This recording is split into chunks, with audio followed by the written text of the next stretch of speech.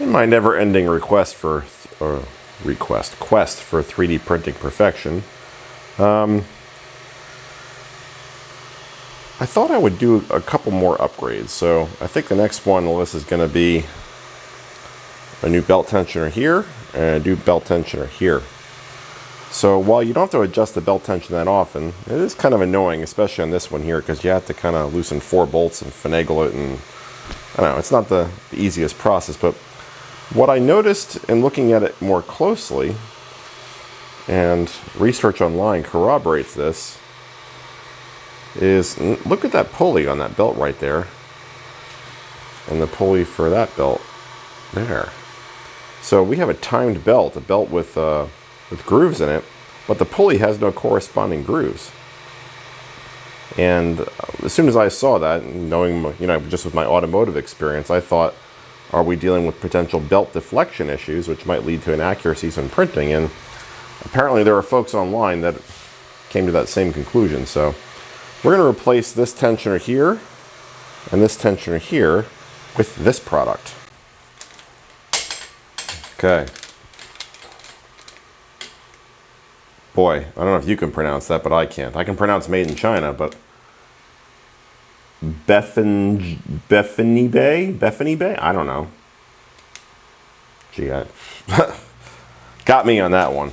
I don't know what brand name that is. Everything comes from China these days, though. This little box supposedly has 2 belt tensioners. This one will be for the y-axis and the x-axis. And notice that these pulleys are not just flat plain pulleys, these are timed pulleys. So hopefully the belt will fit in these grooves a lot better, and hopefully won't deflect as much, or if at all. So let's install these. Think I can install the belt tensioner while the printer's printing? Nah, let's not do that. That's a bad idea. Now, I haven't disassembled anything yet, but I can virtually guarantee you that because of the slop on this pulley, probably not a ball bearing supported pulley.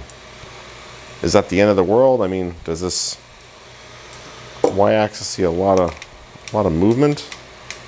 I mean, yeah, but it's not like it's going 8,000 RPMs, right? So I would have liked to have seen a ball bearing on that pulley, but if there isn't one, then I guess it is what it is, right? Pretty sure that these existing OEM pulleys have ball bearings though, so again, a little disappointing. Let's get this show on the road. I'm going to start with this one here, to loosen these bolts.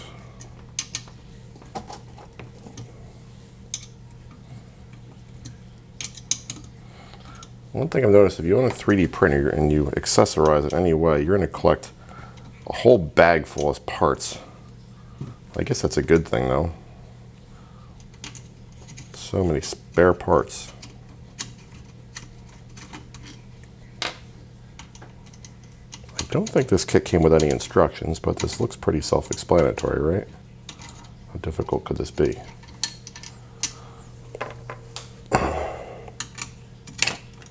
Just taking these 4 bolts out.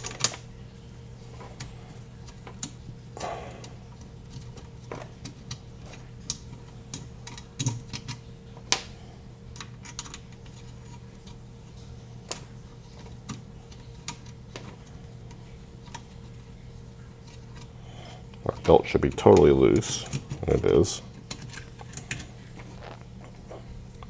Now I think we're going to have to take out this cross shaft here that holds that pulley in place. This is that bag of parts I was telling you about. I mean, I just have so much stuff. Anybody knows a good way to organize all this stuff? I mean, I've seen 3D printed shelves and storage compartments.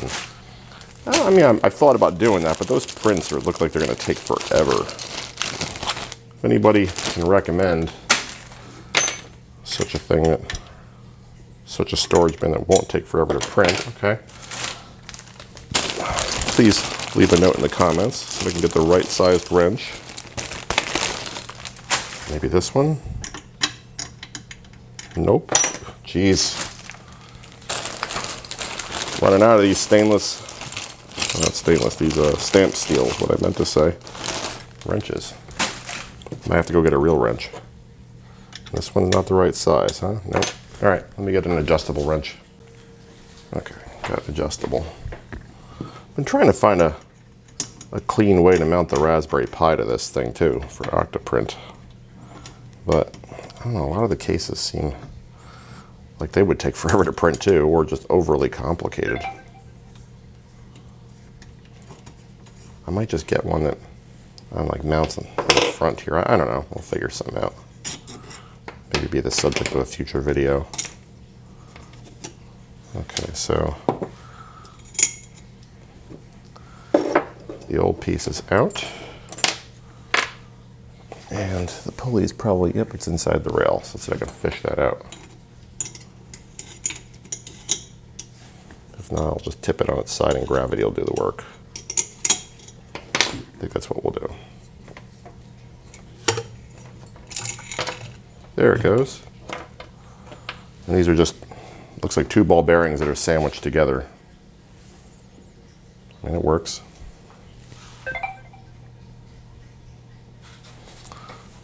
All right, let's get our new one in there. So we're going to do a similar thing here. We're going to take out this piece here so we get the belt on.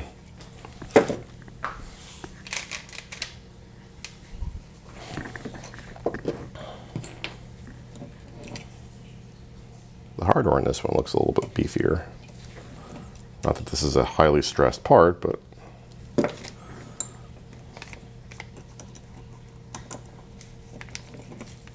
that's nice. They didn't whiz it all the way in the nylock. That's a nice touch. Less work to remove that way.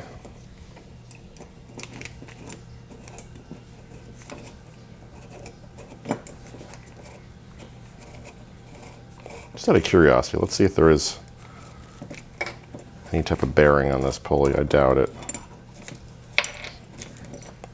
Oh, I stand corrected. Is there a bearing on here? Oh yeah, there's a tiny, tiny, tiny little guy. Look at that. I stand corrected. Tiny, tiny ball bearing. Okay. I am less displeased than I was before. So I think what we're going to do is we're going to secure this piece first. Are we? I don't know. Let's see. How do I want to do this? We got tiny little washers here too. We got to be careful of.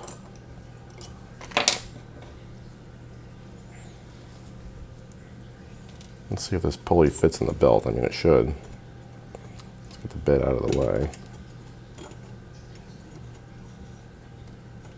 Yeah, it fits nicely. Cool. All right, so let's put this piece together here. So I'm going to get the bolt lined up in the new part. You got 2 fat spacers here and 2 smaller spacers. I think what we have to do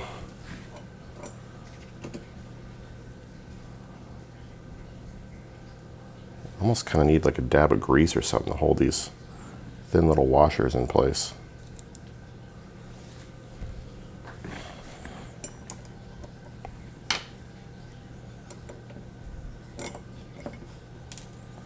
Let me finagle this offline.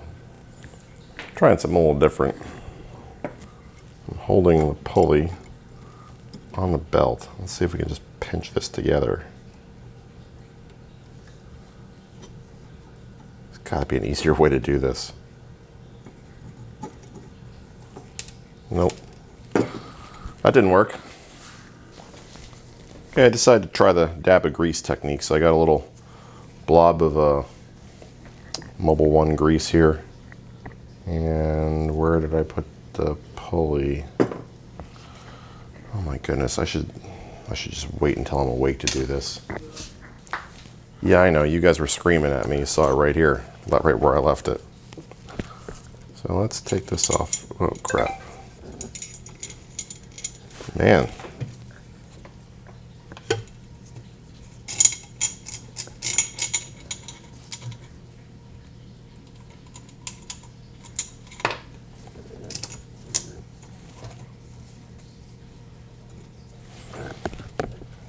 bit out of our way. I feel like this should be a 5-second job, but this is turning into a 5-hour job. So I'm going to take a little bit of this grease here. I'm just going to plop it on those bearings, the outside, just enough to hold those washers in place, but not, hopefully not make too much of a mess.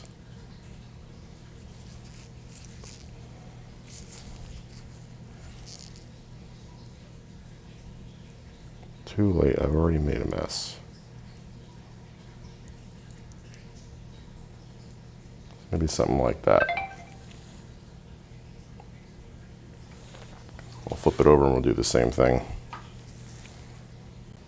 Okay, got both sides covered. Side 1.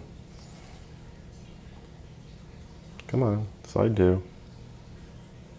I hate cameras. But they're kind of a necessary evil in this business, right? Okay, let's take this glove off so I can actually pick things up. Let me slip this belt off of the motor for the moment, just to make things a little bit easier for myself. And these washers are super thin, tough to pick up even with your bare hands. Ah! Okay, finally. So let's put these washers on here. Now hopefully they stay in place. There we go, one there. Again, this grease is not for the bearings, it's just to hold these washers from sliding around because they're super tiny. I imagine you don't want to get any grease in the belt, so take care not to do that. Inevitably, I will do that. Okay, there we go. This might be the way to do it, guys.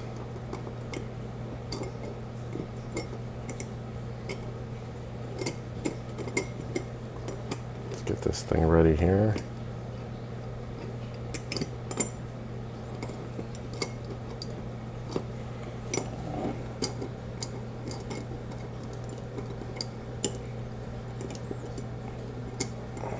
You need like 15 hands to do this.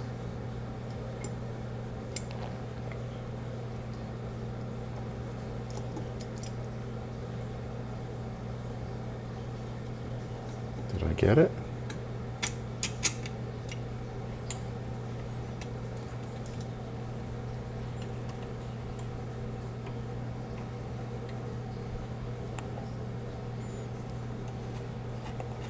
Maybe. Oh, I think I did. Cool. About to get some grease in the belt though, and I don't want to do that. So let's get that out of there.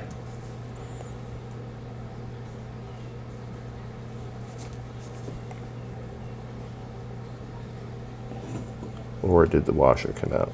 Ah, the washer came out. This is not as easy as it looks. Okay, after about 75,000 more attempts, I think I finally got it. What I ended up doing was I got the washers kind of in place on either side of that pulley, and then I stuck one of these thin Allen keys through the other side to kind of get it back into position because there's such tight clearances between the sides of the pulley and this bracket here, this U bracket. So I kind of have to do that. So now should be fairly simple. This side is threaded, so it's not like we're fighting with that anymore. Now we just need to get the bracket on the other side and get all this grease out of the way before it gets everywhere more than it already has. So let's get our spacer over here. I need to back this out a little bit. Just a couple turns and get it back.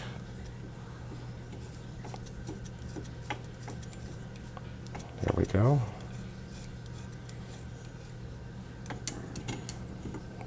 Just gotta align things like that. We'll just snug it down. We'll put the lock nut on in a few minutes. So let's put, now we can bolt this on.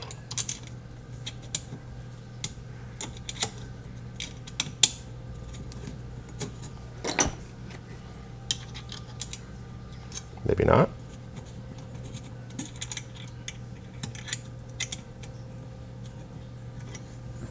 So where are the, oh, okay, so they're right on the edge. So one there. These holes in different locations. Are you serious?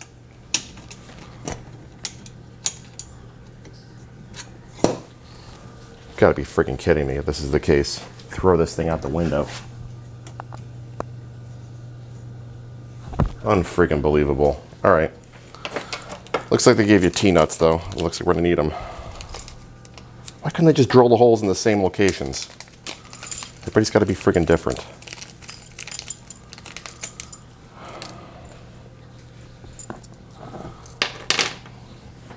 Workbench is getting crowded with stuff here. Let's get these T-nuts in. Like, there's already holes drilled in the frame rail. Why couldn't they just use those? Why do we gotta use these things? Not that I dislike these, it's just, why make it more complicated? So far, I'm not a huge fan of this product. It seems to be pretty well made, but wasn't made to be, could have been made better.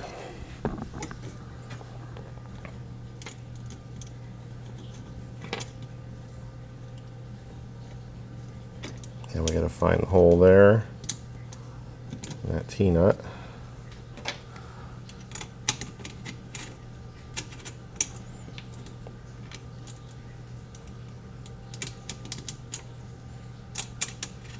There we go. Now we gotta get two on the other side. Like, why would you do that? Maybe there was an issue with limiting travel? I don't know. I'm struggling to understand why they would have done that. But I didn't deal with it manufacturing, so maybe there's an issue I'm not considering. Maybe on some printers it would limit the travel, you know, just this extra bulk of the bracket here.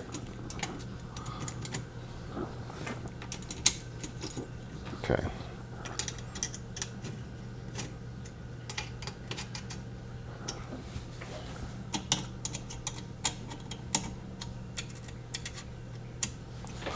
Now let's get our belt back in position, because right now it's off the stepper motor just for ease of installation. Now it's back on. So let's get these guys to the edge here.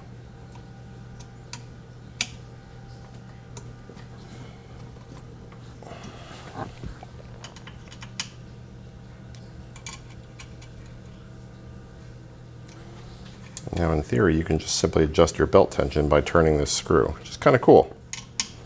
Yeah, I like the idea. I just think the installation probably could have been a little bit easier. Sorry, I realize you guys may not be able to see or hear. Yeah, maybe that's a little better. Sorry. Just loosening this to straighten it out a little bit. It's a little crooked.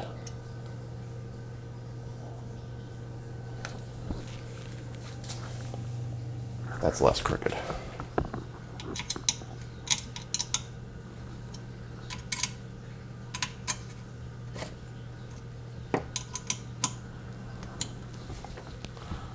Now we got this in place, we can go and install that lock nut on this side. I'm not sure how important it really is, because again, this is threaded here, but I guess it just kind of holds everything in place.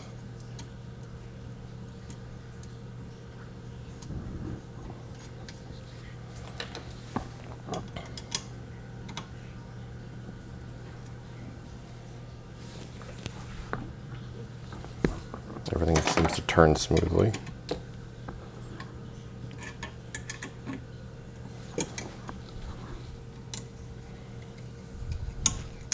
And some of that slop I noted earlier on in the video will probably be taken up by simply tightening this bolt that goes through it. Because again, this piece right here is threaded, and that'll suck this piece together here. And those spacers in between prevent it from getting those bearings from getting crushed, which is super important. Just make sure your axis moves freely, and it does. So I think we're good on that side. Hopefully this piece up here on the x-axis is not quite as painful. I don't think it will be, for one very simple reason.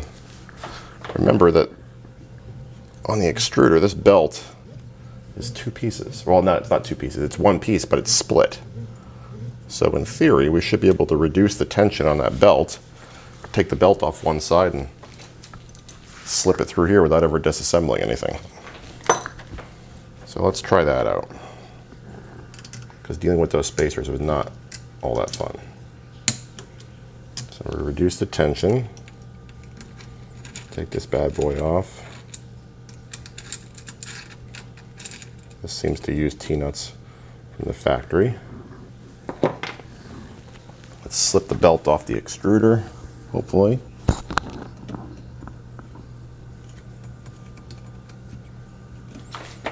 Maybe. Yeah, there we go. So I slipped the belt off. You guys see? Zoom me out a little bit. Now I'm simply just going to feed this down here. We don't have to disassemble this. What? I guess I shouldn't do it backwards, right? Probably goes on like that. Remember, kids, can't fix stupid. I got the signage in here to prove it. Okay. So now, let's get our belt back on.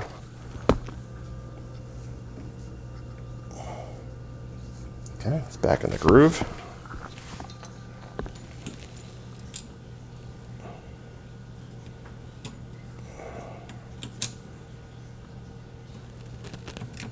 There we go, something like that, right? Can we use the same hardware? Looks like we might be able to. Yeah, cool. All right. Yeah, this one was a lot easier. I don't want to jinx it though.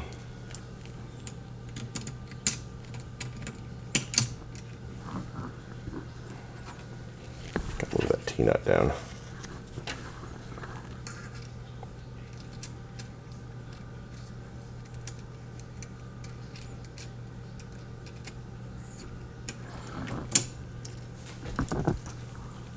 Yeah. Okay, got that second T-nut in. Now, so everything's loosey-goosey here. So I want to adjust, make this kind of parallel with this axis, but I want to make sure it clears this bracket here. So I'm holding it out. There's not a lot of tension on the belt right now, so let's just tighten these down now. And then we can add some tension to the belt. There we go. Make sure everything's snug all the way around. No idea this is going to improve the quality of the prints, but hopefully it will. One thing I noticed when I was printing yesterday, and I don't know if it's always done this or if this is new since I made a lot of these modifications, but when the extruder is pulling filament out of this spool, it pulls, and then the spool rotates a little bit, then it pulls, and the spool rotates, so it's kind of herky-jerky. Whenever this spool rotates, this gantry looking thing here, it shakes a little bit. I mean, not a lot, but if you're dealing with fractions of an inch and you want the best dimensional accuracy, might want to install some kind of a stiffening brace, but I'm going to try a spool mount here that has a ball bearing so it rotates smoothly. We'll see if that solves the problem. Because again, if you have a full spool, that's a decent amount of gravity to it. So let's just adjust our belt tension. Make sure everything moves smoothly. Seems to. Get a little more tension. I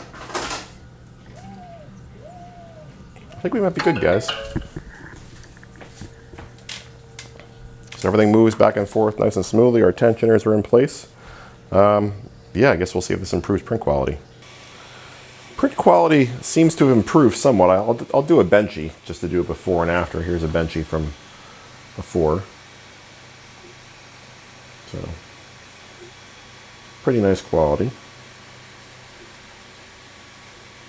And I realized in thinking about this install on this Y-axis adjuster, I could have done the exact same thing I did on the X and take the belt off. I don't know why, but I guess I had a brain fart, wasn't thinking, I don't know. But the belt comes off the bottom of the bed, or the belt is attached to the bed in a manner similar to how it's attached to the extruder. So I could have saved myself all that work and frustration by just unhooking the belt from the bottom of the bed. So, like I always say, guys, don't listen to me. Don't do as I say or as I do, because I did it the hard way and I disassembled this thing, and you don't have to. So, learn from my mistakes. All right, just finished a new benchy. I apologize for that strobe effect that's from the LEDs that are illuminating the this enclosure I have for the 3D printer. So let's get the previous benchy and put it next to this one, do a side-by-side comparison. Bring you guys over a little bit so you can kind of see how things look visually. So the before benchy is, I think, pretty good quality. Let's take a look at the second one.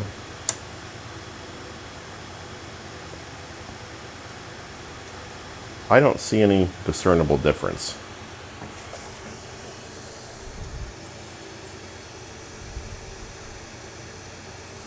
So both of them have some kind of weird artifacts on this part of the hull right here.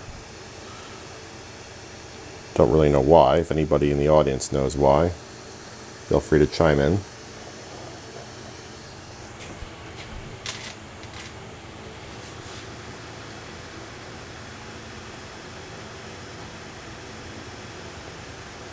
But yeah, again, not a big difference that I see, but still, it was I think a worthwhile modification, if for nothing else, just the ease of belt tensioning. So, all right, well, we'll let the mods continue and we'll keep printing. If you guys like this video, please subscribe, stay safe, and thanks for watching, everybody.